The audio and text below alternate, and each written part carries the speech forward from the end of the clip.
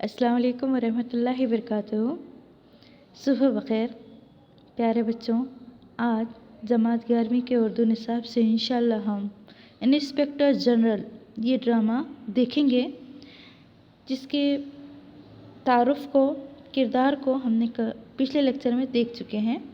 आइए अब हम पर्दा उठाते हैं इस ड्रामे का और धीरे धीरे इस ड्रामे को समझने की कोशिश करते हैं। सफ़ा नंबर 32 देखिए, इंस्पेक्टर जनरल जो इदारे की जानिब से हमारे उर्दू निसाब में शामिल किया गया है। देखते हैं हम। पर्दा उठता है, पस मंज़र मौसीकी, कमरे में मेयर, जज, सुप्रिटेंडेंट, डायरेक्टर बैठे हुए हैं। ड्रामे का पर्दा उठ रहा है और पस मंज़र में यानी कि धीरे धीरे से मौसीकी म्यूज़िक बजाई जा रही है। कमरे का मंज़र दिखाया गया है जिसमें मेयर बैठे हैं शहर के, ज़िले के मेयर बैठे हैं शहर के, और जज भी बैठे हुए हैं, सुप्रिटेंडेंट ऑफ पुलिस बैठे हैं और डायरेक्टर साहब भी बैठे हैं। आए हम देखते हैं ये तमाम के आपस में एक के बाद एक गुफ्तगू किस तरह से होती है। मेयर कहते हैं, दोस्तों आज ये ज़रूरी मीटिंग मैंने इसलिए तलब की है कि हमारे शहर पर बहुत बड़ी आफत नाजिल होने वाली है। यहाँ पर हमने देखा कमरे में मेयर साहब है, जज साहब है, सुप्रिटेंडेंट ऑफ पुलिस है और डायरेक्टर साहब है। तो यहाँ पर मेयर साहब ने इन तमाम को बुलाया है। कहते हैं कि मैंने अचानक से ये जो मीटिंग, ये मुलाकात रखी है, उसके पीछे वजह है कि हमारे शहर में एक बहुत बड़ी आफत, मुसीबत नाजिल होने वाली है। सब एक साथ कहते, क्या हुआ मेयर साहब? सब परेशान हो जाते हैं और पूछते हैं कि आखिर ऐसा क्या हो गया। मेयर कहते हैं, राजधानी से एक इंस्पेक्टर जनरल शहर के मुआयने के लिए आने वाला है। यहाँ पर मेयर साहब को थोड़ा सा डर है, खौफ है किसी बात का, इसलिए वो सभी को चौकन्ना कर रहे हैं। कहते हैं कि राजधानी से यानी कि मरकज़ से, हुकूमत के मरकज़ से हमारे पास एक इंस्पेक्टर जनरल जो है मुआयने के लिए आने वाला है। यहाँ पर जज साहब घबरा कर कहते हैं, इंस्पेक्टर जनरल? मेयर, जी हाँ जज साहब, इसके पास हुकूमत की खुफिया हिदायत होंगी। वो सादा लिबास में रहेगा ताकि इसे कोई पहचान ना सके। देखिए यहाँ पर परेशान हो चुके हैं। कहते हैं परेशानी के आलम में घबरा कर, क्या इंस्पेक्टर जनरल आएगा? तो मेयर साहब कहते हैं हाँ हाँ वो आएगा, और उसके पास क्या है, हुकूमत की तरफ से सीक्रेट इंफॉर्मेशन होगी, हिदायत होगी, या जो भी उनके पास मालूमात है वो होगी, और साथ साथ उसको हम नहीं पहचान पाएंगे क्योंकि वो सादा लिबास में होगा और बिल्कुल ही हमारे दरमियान आकर बैठेगा भी तो पता नहीं चलेगा। सुप्रिटेंडेंट, आपको कैसे इत्तला मिली मेयर साहब? मेयर कहता है, राजधानी से मेरे एक दोस्त ने मुझे ख़त लिखा है, अभी अभी मुझे वो ख़त मिला है। इधर उधर देखते हुए सब आ गए मगर पोस्ट मास्टर साहब गायब हैं। देखिए यहाँ पर पोस्ट मास्टर जो होता है, पोस्टमैन, उसका भी बड़ा अहम किरदार है इस ड्रामे में। यहाँ पर मेयर साहब सबको देखते हैं, जो अहम लोग हैं, जिनकी वजह से शहर की रौनकें हैं, जिनकी वजह से शहर के कारोबार चलते हैं। तो कहते हैं मेयर साहब कि सब तो आ चुके हैं लेकिन पोस्ट मास्टर गायब है। जज कहते हैं, सूरत हाल वाकई बड़ी नाजुक है। मेयर साहब कहते हैं, यकीनन मैंने अपने तौर पर कुछ एहतियाती तदबीरें की हैं। आप लोगों को भी मेरा यही मशवरा है, ख़ास तौर पर डायरेक्टर साहब। यहाँ पर मेयर साहब कहते हैं, वाकई सूरत हाल संगीन है। मैंने अपने तौर पर कुछ कारनामे किए हैं या कार्रवाई की है, कुछ काम कर दिए हैं, लेकिन एहतियाती तदाबीर किए हैं, लेकिन आप लोग भी कीजिए, और ख़ास तौर पर डायरेक्टर साहब आपके लिए। डायरेक्टर, जी मेयर साहब। मेयर साहब कहते हैं, आप खैराती अस्पतालों पर तवज्जो फरमाएं। मुआयना करने वाले अफसरान आम तौर पर सबसे पहले अस्पतालों और खैराती इदारों को देखा करते हैं। जो चैरिटी के इदारे होते हैं, ऐसे इदारों पर ख़ास तौर पर मुआयना किया जाता है ताकि खैराती इदारे जिस नाम से चलाए जा रहे हैं या जिस मकसद के लिए चलाए जा रहे हैं, वहाँ पर वो मकसद की तकमील हो भी रही है कि नहीं, मालूम करने की नीयत से या मालूम करने की गर्ज से यहाँ पर मुआयने किए जाते हैं। लिहाजा डायरेक्टर साहब से मेयर साहब कहते हैं कि आप खैराती अस्पतालों पर ज़्यादा से ज़्यादा तवज्जो फरमाएं। जैसे सरकारी हॉस्पिटल, गवर्नमेंट हॉस्पिटल होते हैं, ऐसे इदारों पर ख़ास तौर पे तवज्जो दें। डायरेक्टर साहब कहते हैं, मैं आपके मशवरे पर सरबसर अमल करने के लिए तैयार हूँ, और गिड़गिड़ाते हुए कहते हैं, मगर खुदा के लिए इस इंस्पेक्टर से जान बख्शी करवाइए। अब इनके इस तरह की घबराहट से महसूस होता है कि डायरेक्टर साहब ने कोई घोटाला किया हुआ है या कोई इनसे कोई गलत हरकत सरजद हो चुकी है या कोई ऐसी हरकत कर बैठे हैं जो काबिल माफ़ी नहीं है।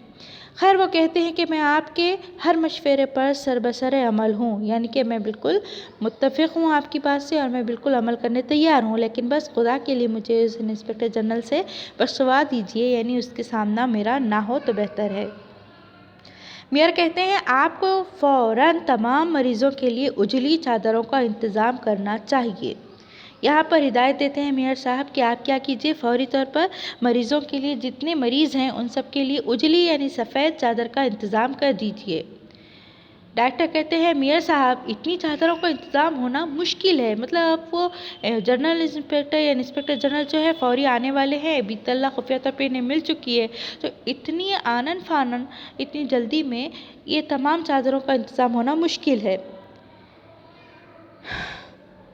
मियाँ साहब कहते हैं, मरीज़ों की तादाद कम दिखाइए, पूछे तो बताना। यहाँ अस्पताल में मरीज़ बहुत जल्द अच्छे होकर चले जाते हैं और खुदा के लिए बरामदे में सड़े गले आलू, टमाटर, फल फ्रूट के ढेर को हटाने का बंदोबस्त कर लीजिए और अस्पताल में चारों तरफ अच्छी तरह फ़नाइल का छिड़काव कीजिए। जज से मुखातिब होकर, और जज साहब देखिए यहाँ पर कहते हैं कि अच्छा, अगर आप चादरों का इंतज़ाम पूरी तरह से नहीं कर सकते हो तो एक काम कीजिए कि मरीज़ों की तादाद कम बताइएगा और ये बताना कि मरीज़ फौरी तौर पे हमारे यहाँ बेहतरीन इलाज की वजह से सेहतयाब होकर शिफायाब होकर चले जाते हैं। उसके बाद दूसरी हिदायत देते हैं कि आप क्या कीजिए, बरामदे से सहन से क्या है जो आने का रास्ता है वहाँ से सड़े गले जो टमाटर है या जो कुछ भी सड़ी गली चीज़ें हैं, फ्रूट है, फल वगैरह, तो ये सारी चीज़ें क्या कीजिए आप हटा दीजिए, इसका बंदोबस्त कर लीजिए ताकि यहाँ, और साथ में अच्छी तरह से फ़िनाइल से सफाई करवा लीजिए ताकि गंदगी का एहसास ना हो। फिर जज साहब से मुखातिब होकर कुछ कहते हैं कि और जज साहब कहते हैं, हाँ जी मेयर साहब। मेयर, आप भी ज़रा अपनी अदालत के कमरों की तरफ ध्यान दें। अदालत के कमरे से बतख के बच्चे हटवा दीजिए। आखिर अदालत में बतखों का क्या काम? देखिए यहाँ पर अब पता नहीं ये अदालत है, कबाड़ खाना है या खुड़ाड़ा है, कुछ नहीं पता। कहता है यहाँ पर मेयर कि आप क्या कीजिए, अपने अदालत के कमरों से बतख के बच्चे जो है हटा दीजिए। ये अदालत है, यहाँ पर इंसाफ की जगह है, ये अदालत में बतखों के बच्चों का क्या काम है? जज कहते हैं, जनाब वाला, अहले मामला को इनसे कोई ख़ास तकलीफ़ नहीं थी, इसलिए वहाँ पाले जाते थे। आज ही सबको बावर्ची खाने भिजवा दूंगा, जी चाहे तो रात का खाना मेरे साथ खाइए। देखिए यहाँ पर ज़ुबानी बात हो रही है। कहते हैं कि अहले मामला को, यानी कि फ़रीक़ीन जो होते हैं ये मामला के लिए अदालत में मुक़दमा दायर करने के लिए जो भी आते हैं, उनको इन बतखों से कोई भी मसला नहीं था, वकला वगैरह को किसी को कोई मसला नहीं था, इसलिए यहाँ पाले जाते थे। लेकिन अगर आप कहते हैं इस बात पर एतराज़ हो सकता है तो फिर ठीक है, मैं इन बतखों को बावर्ची खाने में भिजवा देता हूँ। अब यहाँ बावर्ची खाने में भिजवाने के साथ कहते हैं कि रात का खाना आप चाहो तो मेरे साथ खा सकते हैं, तो खाइए। तो यहाँ पर दो बातें होती हैं। एक बात ये है कि जज साहब इन बतखों को हलाल करने के चक्कर में हैं, या फिर जज साहब बतखों का ठिकाना बदलना चाहते हैं, यानी कि अदालत के कमरे से उन्हें बावर्ची खाने तक पहुँचाना चाहते हैं। मियाँ, खाना माना होता रहेगा। अदालत के अहाते में मैले कपड़े भी धोकर सुखाने के लिए लटकाए जाते हैं और वो आपका पेशकार जिसके बदन से ऐसी सरान फूटती है कि कमरे में ठहरना दोभर हो जाता है, इसे नहाने की सख्त ताकीद कीजिए। बाकी बदुनवानियाँ आप समझें।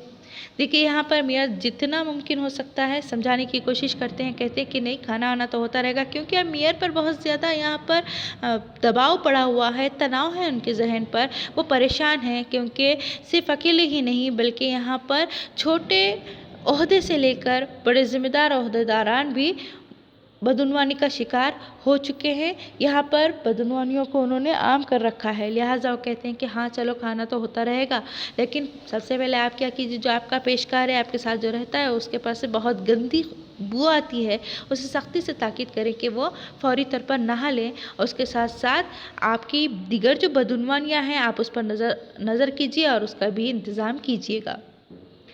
जज, बदउनवानी तो कोई नहीं हुजूर, सारी दुनिया को मालूम है कि मैं रिश्वत नहीं लेता। देखिएगा, कहते हैं कि मैं कोई बदउनवानी नहीं करता, सारे आलम में पता है कि मैं रिश्वत बिल्कुल भी नहीं लेता। अलबत्ता कुछ तोहफे कबूल कर लेता हूँ, रिश्वत की शक्ल में कोई पैसा नहीं लेता हूँ, लेकिन कभी कभार कोई तोहफे ताइब कबूल कर लेता हूँ, और जिसको वो रिश्वत नहीं समझते, बल्कि तोहफे देना और लेना तो सुन्नत है। मियाँ, तोहफों का शुमार भी रिश्वत ही में हो सकता है। अब तोहफे लेना भी बंद कर दीजिए और या कम से कम कर दीजिए। देखिए, यहाँ पर मियाँ समझाते हैं कि देखिए, भले आप रिश्वत के नाम पर पैसे नहीं लेते होंगे, लेकिन तोहफों की शक्ल में कुछ ना कुछ आप कबूल करते रहते हैं, और ये भी देखा जाए तो रिश्वत ही में शुमार होता है। लिहाजा आप कम से कम तोहफे लीजिए। सबसे पहले तो बंद कर दीजिए, अगर नहीं कर सकते तो कम से कम तोहफे लीजिएगा। जज कहते हैं, जो हुक्म सरकार। ठीक है कि इसमें ही अभी इत्तेफाक करना ज़रूरी है। मियाँ सुप्रिंटेंडेंट से मुखातिब होकर, और हाँ सुप्रिंटेंडेंट साहब, आपको अपनी स्कूल के मास्टरों पर ख़ास तवज्जो करनी होगी। हो सकता है स्कूल का भी मुआयना कर लिया जाए। लिहाजा वो सुप्रिंटेंडेंट से समझाते हुए कहते हैं कि आपके अख्तियार में जितने भी स्कूल हैं उन सब का मुआयना कीजिएगा, और साथ साथ न सिर्फ स्कूल का बल्कि आप स्कूल के जितने भी मास्टर हैं, जितने भी असातिज़ा हैं, उन पर भी ख़ास तवज्जो दीजिए। कोई वक्त पर नहीं आता, क्योंकि आपके असातिज़ा वक्त पर बिल्कुल नहीं आते।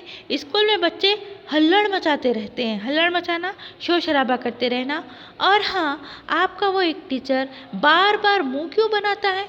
लड़कों के लिए तो खैर ठीक है, मगर हर आने जाने वाला समझता है कि वो उसको मुँह चुड़ा रहा है।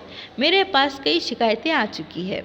देखिए, यहाँ पर सुप्रिंटेंडेंट के स्कूल का कोई एक मास्टर ऐसा भी बंदा है जिसकी आदत है या जिसका अंदाज़ ही कुछ इस तरह से है, वो हमेशा अपना मुंह बनाए रखता है, मुंह को कुछ अजीब अंदाज में बनाता है। तो इसीलिए मेयर साहब का कहना है कि मुझे उससे काफ़ी शिकायत है, क्योंकि मेरे पास काफ़ी लोगों की शिकायतें उसके ताल्लुक़ से आई है कि वह हर आने जाने वाले को देखकर मुंह बनाता है। हाँ, अगर बच्चे कुछ तंग कर रहे हैं, तालिबा तो कुछ परेशान कर रहे हैं, उनके लिए नागवारी के लिए अगर वो मुँह बनाता है तो वो बात समझ आती है, लेकिन हर बंदे के लिए मुँह बनाना ठीक नहीं,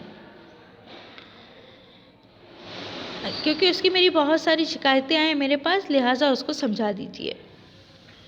अब देखिएगा, आगे हम देखते हैं। सुप्रिंटेंडेंट, क्या बताऊं मियाँ साहब, मैं खुद कई बार उसे मना कर चुका हूँ, मगर वो कहता है मेरा मुंह ही ऐसा है। देखिए, यहाँ पर सुप्रिंटेंडेंट कहता है कि मैंने भी कई दफ़ा कोशिश की है उसे समझाने की, मना करने की कि इस तरह से मुंह ना बनाया कर, लेकिन वो कहता है कि मैं क्या कर सकता हूँ, मेरा मुंह ही ऐसा है। आगे यहाँ पर देखिएगा, मियाँ साहब कहते हैं, और वो तारीख़ पढ़ाने वाला टीचर, उसको तो टीचर होने के बजाय सर्कस का रिंग मास्टर होना चाहिए था। सिकंदर आज़म का सबक पढ़ाते हुए कुर्सी उठाकर फर्श पर दे मारी, गिलास उठाकर ज़मीन पर पटक दिया। ये क्या तुक है? देखिए, तारीख़ का कोई टीचर है जो शायद तजुर्बा करते हुए तारीख़ पढ़ाते हैं, क्योंकि उनके पढ़ाने का अंदाज़ कुछ जोशीला है। यानी कि तारीख़ कहने के बाद मैं एक बात बताना चाहूँगी कि तारीख़ का जब भी मज़मून होता है तो बच्चे समझते हैं कि जंगी मज़मून है, यानी सिर्फ़ और सिर्फ जंगों के हवाले इसमें होते हैं, जंग ही के मनाजिर इसमें होते हैं। ऐसा अमूमन बच्चों का नज़रिया है, ऐसा वो सोचते हैं। अब यहाँ पर ये जो मोहतरम उस्ताद साहब है, जो कोई भी है जो कि तारीख़ के उस्ताद माने जाते हैं यहाँ पर इस ड्रामे में, तो यहाँ मेयर उनके और साफ बयान करते हुए कहता है कि वो तारीख़ पढ़ाने वाला जो टीचर है, तो वो टीचर कम बल्कि सर्कस का रिंग मास्टर मालूम होता है, बल्कि होना भी चाहिए था। क्योंकि जब वो सिकंदर आज़म पढ़ाता है, शायद मेयर ने कभी देखा होगा या सुना होगा कि सिकंदर आज़म के बारे में पढ़ाता है तो कुर्सी उठाकर फर्श पर दे मारता है। यानी अब इससे यूँ पता चलता है, हम ऐसा समझ सकते हैं कि वो तारीख़ पढ़ाते हुए तारीख़ को समझाने की पूरी कोशिश करते हैं, तारीख़ को हकीकी तारीख़ बताते हैं, प्रैक्टिकली तारीख़ बताते हैं। यानी कि वो तारीख़ में जिस तरह से जंगी मनाज़िर का जिक्र होता है, जंगों के बारे में बयान किया जाता है, तो शायद ये जंग करते हुए तारीख़ पढ़ाते हैं। कहते हैं कि सिकंदर आज़म पढ़ाते हुए कुर्सी पर क्या करते हैं, सबक पढ़ाते हुए कुर्सी को फर्श पर दे मारते हैं, गुस्सा जोश बताते हैं, और ये इतना ही नहीं बल्कि गिलास को उठाकर ज़मीन पर भी पटक देते हैं। ये क्या बात हुई? इस तरह से तो नहीं करना चाहिए।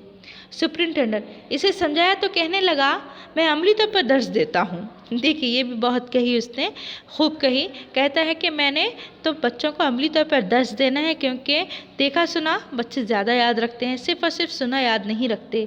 इसलिए मैं बच्चों को प्रैक्टिकली बताता हूँ, क्योंकि बच्चे ज़्यादा देर समझ सके, सही मानों में समझ सके, इसीलिए मैं अमली दर्ज देता हूँ। मियर, और पोस्टमास्टर साहब कहाँ हैं भाई? अभी तक उनका पता ही नहीं। पोस्टमास्टर का भी बहुत ज़्यादा, पोस्टमैन जिसे हम कहते हैं, डाकिया जिसे हम कहते हैं, उसका शिद्दत से इंतज़ार हो रहा है, लेकिन वो अभी तक आने का नाम नहीं लेता। पोस्टमास्टर साहब कमरे में दाखिल होते हैं। पोस्टमास्टर साहब कहते हैं कि मियाँ साहब, बंदा हाजिर है, सब लोग जमा हैं। क्या बात है? अभी रास्ते में पोस्टमैन मिला था, उसने बताया कि कोई इंस्पेक्टर जनरल आ रहा है। पोस्टमास्टर जो बड़ा अहदेदार है यहाँ पर वो कहता है आते ही कि अरे क्या बात है, यहाँ पर तो सारे लोग जमा है। पोस्टमैन यानी कि जिसको हमने जिसे डाकिया के लिए इस्तेमाल किया है कहते हैं, तो वो तो मुझे रास्ते में मिला था पोस्टमैन, और कह रहा था कि सारे लोग यहाँ पर जमा है और कोई इंस्पेक्टर जनरल आने वाला है। मेयर कहते हैं, जी हाँ, खबर तो यही है। मुझे डर है कहीं किसी ने मेरी शिकायत हुकूमत को ना लिख भेजी हो। आप ज़रा आने जाने वाली डाक पर निगाह रखें। मेरा मतलब है हर एक ख़त को ज़रा खोल कर, मतलब यहाँ अपने मन की बात, अपने दिल की बात को समझाते हुए कहते हैं कि आप कोशिश कीजिएगा, हर ख़त को ज़रा खोल करके पढ़ लीजिएगा, देख लीजिएगा, कहीं उसमें कोई मेरी शिकायत ना हो। जब इंसान गलती करता है तो उसके दिल में चोर होता है, उसे डर लगता है। इसीलिए यहाँ पर सुपरिटेंडेंट ने शायद कोई ना कोई धांधली की हुई है, कोई ना कोई उनसे गलतियाँ सजद हुई है, इसीलिए वो पोस्टमास्टर से कहते हैं कि जब भी कोई ख़त आए जाए तो ज़रा उसमें देख लीजिएगा, कहीं मेरी कोई शिकायत तो ना हो। पोस्टमास्टर साहब कहते हैं, बात काट देते हैं। अभी वो कहना ही चाहते हैं कि ज़रा खोल कर देखिए, अभी वही मकसद है आगे के, कहीं मेरी शिकायत ना हो। तो यहाँ पर पोस्टमास्टर उनकी बात काट देते हैं और कहते हैं, मैं समझ गया, आप इत्मीनान रखिए मियाँ साहब, एहतियात की तो छोड़िए, मैं तो शौकिया भी हर एक ख़त को खोल कर पढ़ लेता हूँ। देखिए यहाँ पर पोस्ट मास्टर अपनी खूबी बयान करता है, सिफत बयान करते हुए कहता है, साफ को है बेचारा, कहता है कि मैं समझ गया हूँ, आपके मकसद को मैं समझ गया हूँ। आप तो कहते हैं कि एहतियात के लिए पढ़ना चाहिए, लेकिन मैं एहतियातन तो छोड़िए, मैं शौकिया पढ़ता हूँ, ये मेरा मशगला है कि मैं डाक को खोल लिया करता हूँ। इतने में ज़ोरदार धमाके की आवाज़ से दरवाज़ा खुलता है और नंबरदार और फजलू आते हैं। नंबरदार और फजलू हमने किरदार जब पढ़े थे उसमें देखा था कि ये जो है फजलू, नंबरदार वगैरह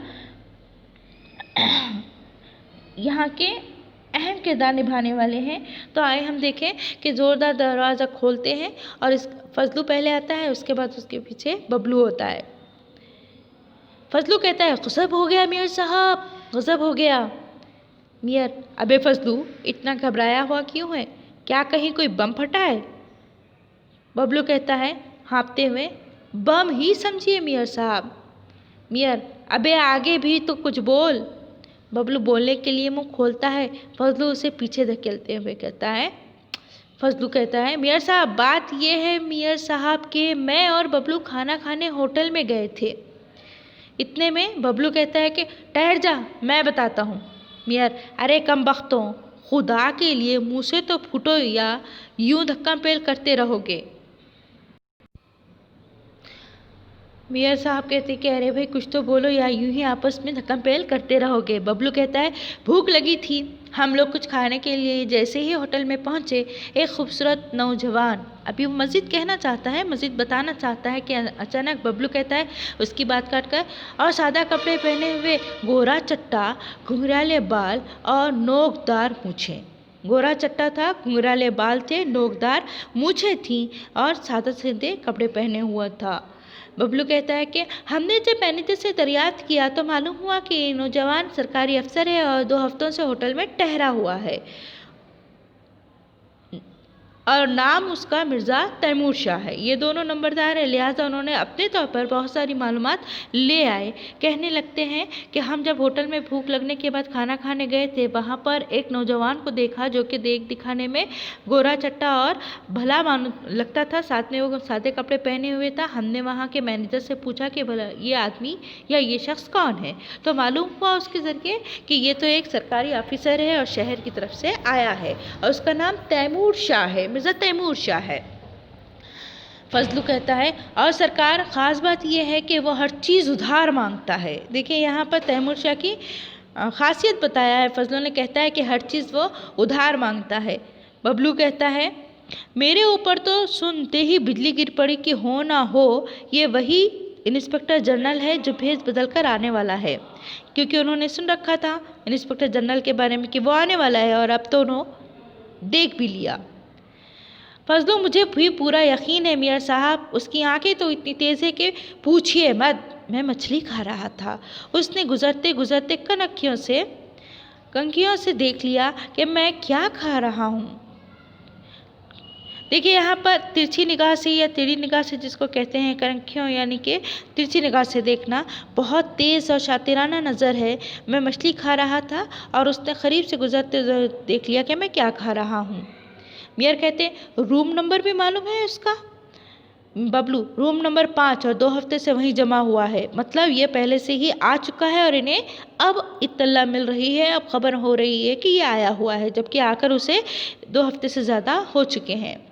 मियाँ मेरे खुदा अब क्या होगा? इन्हीं 2 हफ्तों में तो कैदियों को राशन नहीं मिला, लैंप पोस्टों के बल्ब गायब हैं, सड़कों पर कूड़े का ढेर लगा हुआ है।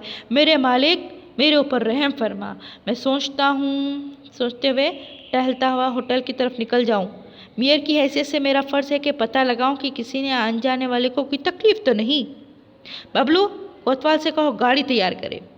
देखिए यहाँ पर मेयर को जैसे मालूम पड़ता है कि वो 2 हफ्तों से इसी शहर में आ ठहरा है और किसी होटल में है, तो बहुत परेशान हो जाता है, क्योंकि उसको अपनी कई कोताहियाँ याद आने लगती है कि उसने 2 हफ्तों से कैदियों को राशन नहीं पहुँचाया था और लैंप पोस्टों के जो बल्ब होते हैं वो भी गायब हैं, सड़कों पर हर जगह कूड़े का ढेर लगा हुआ है, यानी गंदगी है, हिफ्ज़ान सेहत का कोई ख्याल नहीं है। और उसके साथ साथ इसने और भी ऐसी कई लापरवाहियाँ की हुई थी जिसकी वजह से उसे बहुत ज़्यादा परेशानी महसूस हो रही थी और खुदा से कहता है कि मेरे ऊपर रहम फरमा। और कुछ सोचते हुए कहता है कि मैं सोच रहा हूँ कि टहलते टहलते होटल की तरफ निकल जाऊँ। फौरी तौर पर वो बबलू से कहता है कि तुम क्या करो, फ़ौरन कोतवाल से कहो यानी चौकीदार से कहो कि मेरी गाड़ी निकाल ले आए, ताकि मुझे भी पता चले कि मेरे शहर में जितने लोग हैं उन्हें किसी किस्म की कोई परेशानी तो नहीं हो रही है, क्योंकि मैं मेयर हूँ और ये पता लगाना मेरा फ़र्ज़ है।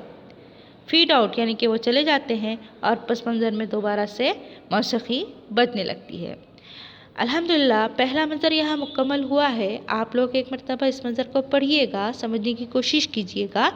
इंशाल्लाह अगले लेक्चर में हम दूसरा मंज़र देखते हैं। तब तक के लिए अल्लाह हाफिज़।